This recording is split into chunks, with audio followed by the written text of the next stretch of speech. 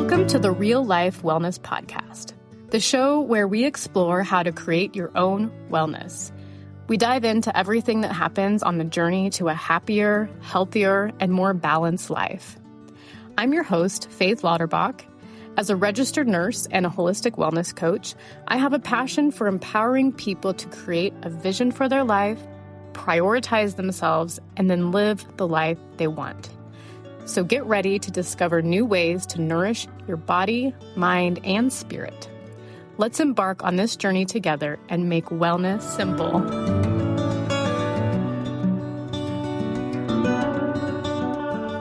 Well, hello, and welcome back to another episode of the Real Life Wellness Podcast. I'm so glad you're here with me today. We're going to be diving into a topic that is as real and as human as it gets.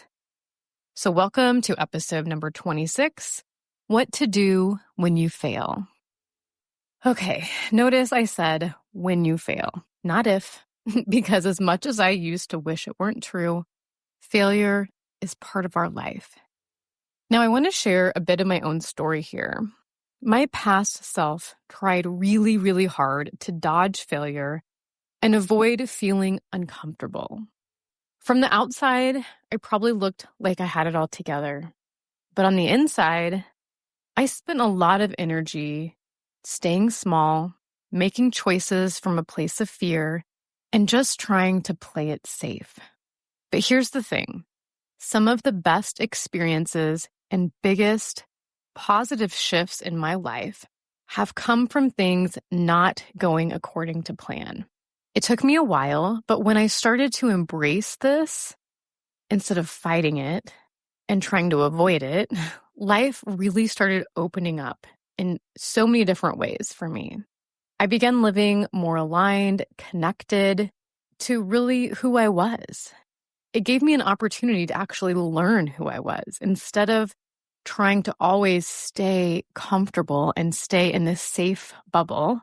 I was able to learn what I liked, what I wanted, and who I was.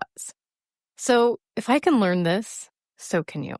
So what I thought I'd do today in this episode is to share a few things I've learned about how to navigate failure in a healthier and more empowered way.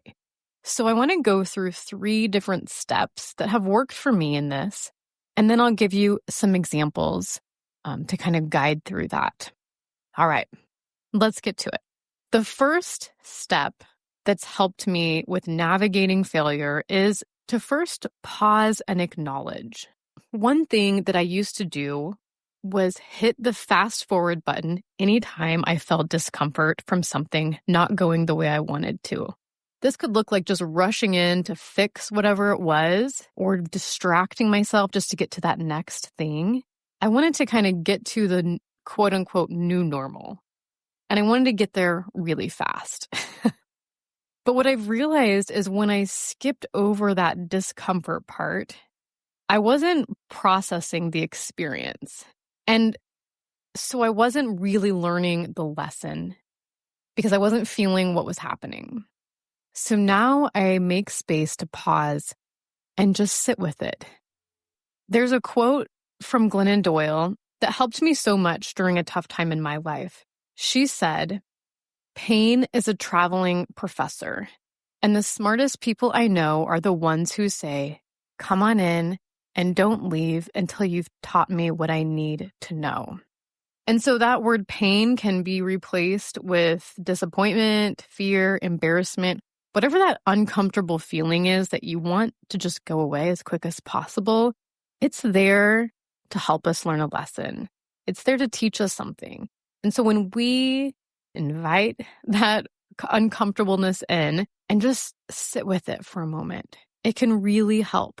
I know when I read that for the first time, it stopped me in my tracks. I'm like, wait, what? And it really helped me move through when I was feeling disappointment or I was feeling fear or embarrassment or just discomfort in general. I let myself name it and feel it. And I let it just be. Now, it sounds maybe simple, but this step alone can be really transformational. Pause and acknowledge. I also really like to do journaling in here. So pausing and acknowledging, and then doing some journaling around what this feeling is, around this discomfort.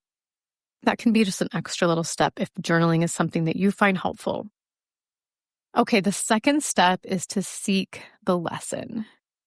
So every challenge that we experience, every challenge I've experienced, I know, has held a lesson for me. But it's only really evident if I look for it. If I know that I'm wanting to learn from this experience, that's really when it makes itself known, this lesson. So one of the most powerful mindset shifts I've learned is changing the question to why is this happening to me, which I feel like is a really natural thing to think, to why is this happening for me?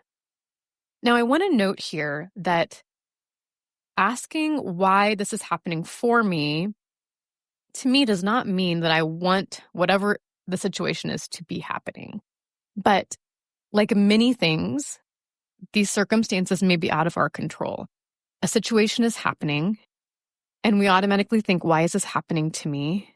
Again, we want something to blame. But when we take back that power of why is this happening for me, it's interesting what will come up. I know that when I'm stuck in that why is this happening to me mindset, I can spiral into defensiveness. I want something to blame, or I'm feeling just frustrated. And that can block me from seeing solutions. But when I shift that, why is this happening for me? Suddenly it puts me into a place of more curiosity. And from curiosity, I find empowerment. I get to explore how this moment is shaping me and guiding me or teaching me. So again, why is this happening to me? Take back that power. Why is this happening for me? Here are some other questions in the same area that can help find clarity here. What did this experience teach me about myself? Is there a pattern here that I can learn from?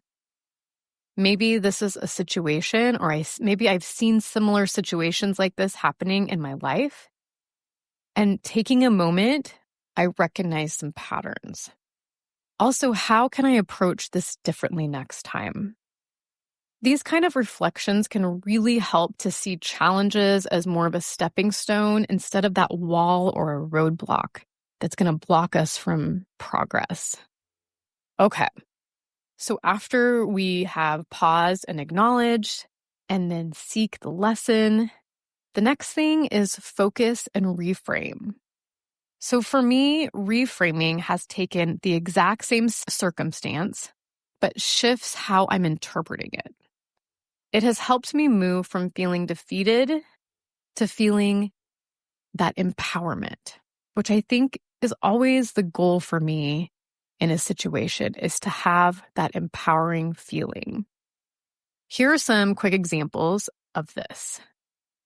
Instead of I failed, shift it to I've learned something really valuable that's going to help me next time. Because I can tell you, any time that I have been in a situation that I have failed, something hasn't gone the way I planned it to, I 100% learned something that's going to help me down the road. Instead of this didn't go as planned. Maybe shifting to this is leading me to something even better. And then instead of I'm not good at this. Because when we think I'm not good at this, that's like the roadblock, right? That's a wall. I'm not good at this at the end. So if we can try to shift to I'm still learning and every attempt makes me stronger. So I really like those three examples. I think that those are things that kind of come up a lot when we feel like we failed, when things didn't go as we planned. If we feel like we're not good at something, those can be all so defeating. And these quick shifts can help, leave room for something more. I also like to walk through this simple exercise. So first, write down what happened. So write down what the disappointment was, what the challenge was, And here's the key is describe it neutrally. So that's without judgment, and it's including only the facts. And then look for one lesson or opportunity. How will this help me grow? And then finally, rewrite the experience from a perspective that will help you move forward. Again, that's that empowerment. When we are coming from a perspective that's going to help us move forward, we are coming from a place of power instead of defeat. So let's go through a couple examples. And I'm going to use these examples as things that commonly come to me as far as in my business and coaching. And so the first one will be with nutrition. So let's say you made a plan to eat healthy all week, but you ended up hitting the drive-through 3 times. So the old story might say, I have no willpower. I keep failing. And again, the question is will that story help you or hold you back? So let's try this. We're going to reframe it by first describing it in a neutral way. Instead of making it mean I have no willpower, I keep failing, let's just describe it with the facts. I ate fast food 3 times this week instead of cooking at home as I had planned. Those are the facts. So when we ask ourselves, what's the lesson here? What's something I can learn from this situation? Because that's going to help me move forward. And maybe it's you reflect on when that happened, when those drive-through trips happened, and you start looking at, I noticed that I'm grabbing takeout when I was just too tired to cook. I need a better plan for busy days. And do you see how looking for this lesson is going to help for the future instead of, I have no willpower, I keep failing, which isn't going to help us. Okay. So anyways, let's keep going in this empowered perspective. So let's look at how can we rewrite this experience from a perspective that's going to help us move forward.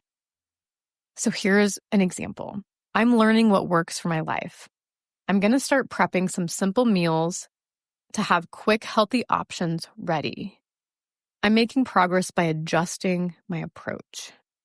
So this is such a cool example because we're looking and evaluating at what happened when things didn't go as planned. And it's those days that we're really busy. And so let's have some quick, healthy options ready. Maybe you have some meals that are already made and just sitting in your refrigerator or your freezer that you can just warm up. So by doing this, we're going to make that progress and have a different approach going forward. Okay, second example is going to be in the fitness realm because that's another really common thing people come to me for guidance around.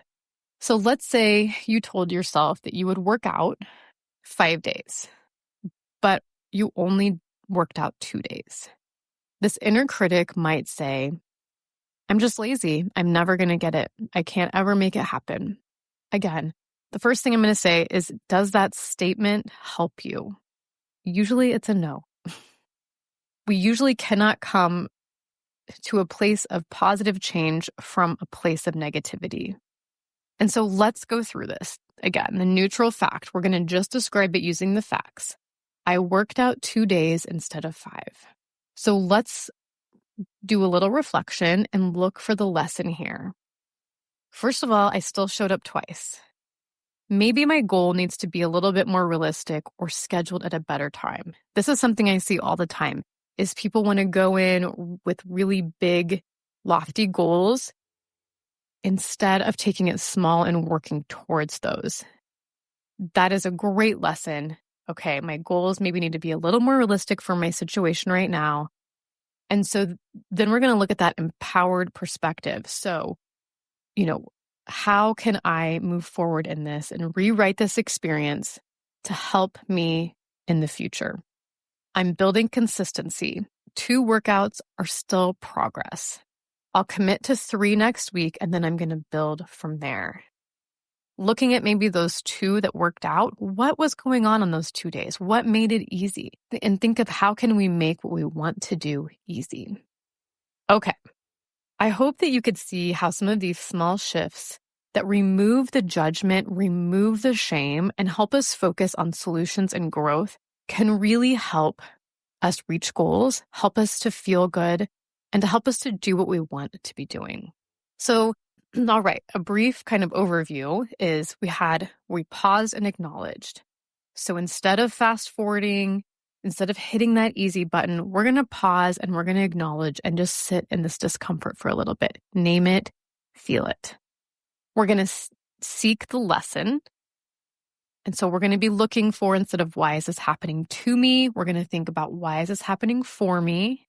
And then we're going to focus and reframe. So again, we're going to take the same circumstance, but we're going to shift how we are interpreting it so that it can help us from feeling defeated to feeling empowered. Okay, the next time you're feeling like you failed, remember, it's not the end of the story. It's not a wall. It's not a roadblock. It's just that plot twist that can help lead to deeper wisdom and new growth and opportunities. Pause, seek the lesson, reframe the story, and keep moving forward. And if you're sitting with something right now that you're working through yourself, I want you to know you're not alone. This is what real life wellness is all about. Let's be real, let's be kind to ourselves, and let's keep growing together. If you'd like to dive deeper into this, or you need some support around a challenge you're having right now, I would love to connect with you. Just click the link in the show notes to schedule a time to chat with me. Thank you so much for listening today. If this episode resonated with you, I'd be so grateful if you'd share it with a friend or leave a review. It helps more people find this message. And until next time, be kind to yourself and remember, you're always growing.